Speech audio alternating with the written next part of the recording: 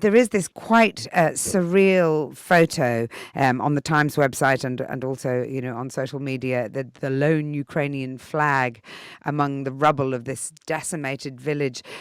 It makes you wonder how significant this advance is, how much we can actually celebrate what little is left of the land won. Yeah, that flag was actually put there several days ago. They still had to clean up some buildings because apparently there were some Russian troops still left there, and it's slow going. It's a big celebration because Robotyne, the town that they just officially declared liberated, is pretty much at one of the lines of what's known as the Surovikin line, named after the Russian general. It's a series of trenches and dragon's teeth and anti-tank obstacles that the Ukrainians have finally penetrated through, and it seems there's a breach, but it's going to be slow going. Let's not have any illusions. It's going to be slow going. The Ukrainians don't have any kind of air superiority, so they have to go meter by meter, trench by trench, emptying the trench. There's booby traps, there's soldiers still there, and they have to protect their flanks as well. So it's a significant breakthrough, but it's going to be slow going.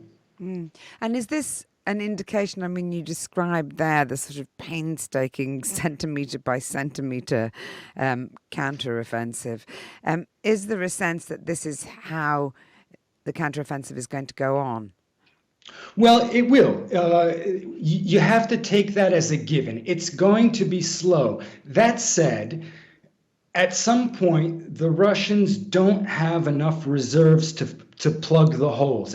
And there's a strong possibility that at some point, a part of the front line, which is vast, I mean, it's more than 600 kilometers long, and even up to 1,000 if you count the northeastern part of Ukraine. At some point, if there's a breach, you might see Russian troops surrendering en masse.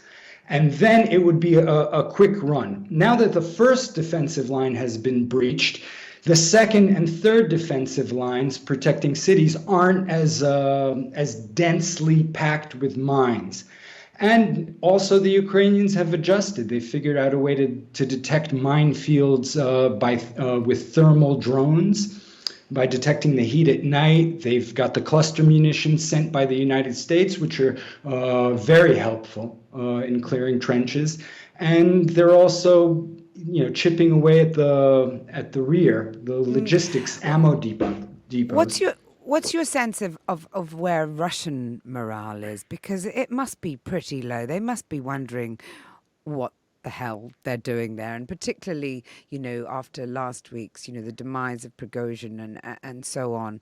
I mean, is there a sense that the Russians may be losing their appetite for the battle as much as the Ukrainians are managing to gain the edge, or at least have gained the edge in this latest battle? Well, I think that could be said of most of the Russian rank and file. They're contract soldiers. Many of them were they're not contract soldiers, rather, they were conscripted. So they don't particularly want to be there. Then again, you have professional paratroopers that are well-trained soldiers. You don't have Wagner anymore, but they're defending now. So it's easier to defend than attack. They're not being sent into a meat grinder the way they were in Bakhmut. So they're more or less content to stay in a trench.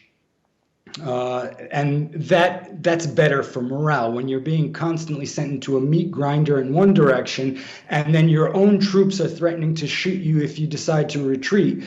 That doesn't do much for morale. But I would suspect that at some point, if there's not much ammunition and there's not much water and food, as some of the prisoners taken by the Ukrainian army have admitted to the Ukrainian forces, then you might see the lines start to fall apart. Otherwise, it's going to be a slow, meter by meter reacquisition of territory on the Ukrainians' part.